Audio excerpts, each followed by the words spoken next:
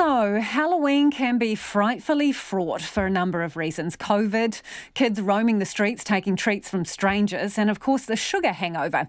So, Checkpoint's gone to the top. Dr. Harriette Carr, Deputy Director of Public Health, for some advice on navigating this potential house of horrors. We're really lucky in New Zealand in our current situation that we can even consider trick-or-treating at this time of year with the COVID situation that we're in at the moment. But as you appreciate, there's a number of precautions that or caveats to that we certainly want people to adhere to. One of the things particularly is precautions that we want people to take given the COVID-19 pandemic is if anyone is self-isolating and have been told that they need to stay away from others, then we recommend that they put a sign outside their house not to trick or treat. Equally, anyone that is sick or feeling unwell should not go trick-or-treating and should also put a sign outside their house, no trick-or-treating. So that's a really good way that people can both protect themselves and protect others, even if they're not sure whether they've got COVID-19, they're just sick. That's a really important thing that we really want people to do this year. So if someone chucks out a sign, people should consider it a no-go zone. It might not be that they're just not keen on Halloween. It could be because they're worried that they're ill. Yes, so it's to protect them and others. So people should really respect that and honour those people's wishes around not participating in trick or treating. So if people are participating, even then, it kind of seems counterintuitive to be putting your hands in a lolly bowl, handing out stuff to multiple people who are coming and going, when we've had this whole period of kind of staying away from other people, not breathing on them, not touching them, does seem counterintuitive. Yeah, so we are at alert level 1, so that means that we are a little bit more relaxed. But having said that, there are precautions that people should be taking, and so we've already addressed the actual, can we eliminate the risk? So where someone might be sick, then they shouldn't participate. If they are participating, then there's other additional precautions that they can take. So anyone handling food or lolly should always make sure their hands are clean, so they've washed their hands, or if children are going trick-or-treating, then that they've got hand sanitizer with them if they're going to be eating food or handling food as well. Then there's also people noting down where they've been, so that might be a manual entry if there's a parent going with the children, noting down which houses they're going to.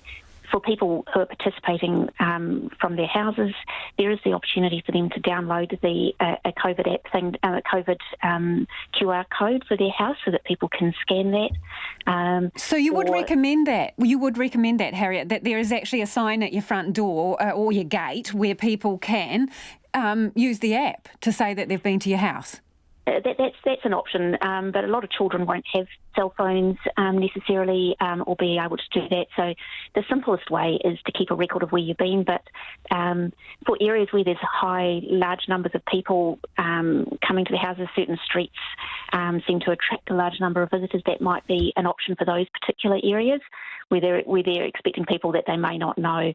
Some of the other ways there's different ways that you can celebrate Halloween as well. So there's the traditional trick-or-treating, and ways to make that a bit safer is to pre-identify which houses your children are going to go to in advance, working with other families, so that it's sort of like creating a safe zone. You know who lives at that house, and your children might really be in contact with those children. So you can create a sort of a safe zone mapped out. Otherwise, you can have a Halloween party as well, where you've got a small group of children that you invite to your house. The other thing that could be an advantage, Doctor, is, it's a costume-themed event. So, a mask wouldn't be that out of the ordinary. Yes, that's something that people could consider as well. But generally, our advice around masks is when you're in enclosed, crowded situations. So if you're out on the street, that wouldn't generally be our advice, but I'm sure there will be a lot of costumes this year that take on a COVID theme. So putting COVID to one side at the moment, this is probably one of the few occasions where we encourage our children to go out and, well, get a huge haul of sugar-infested treats. Do you have any advice sort of around the obesity and balance of dealing with this particular festival? Yes, it's a tricky festival from a nutrition perspective, as traditionally the expectations of children are that they will get sweets. The advice that we've given in the past is there's ways to reduce that, so that you can offer healthier alternatives like fruit or non-food treats like stickers, depending on the age of the children. And I've also heard of people offering toothbrushes or little tubes of toothpaste. So there's different things you can do which don't have to be lollies. If you are doing lollies, then it's actually looking at is perhaps reducing the number of lollies. And for parents going around with children, it might be actually that your children have a smaller treat bag so that it fills up faster. So there's different ways. There's offering alternatives, reducing the amount that's given, and looking at other healthy options. Have you seen the way a child looks at you when you offer them a mandarin instead of like a mini chocolate bar?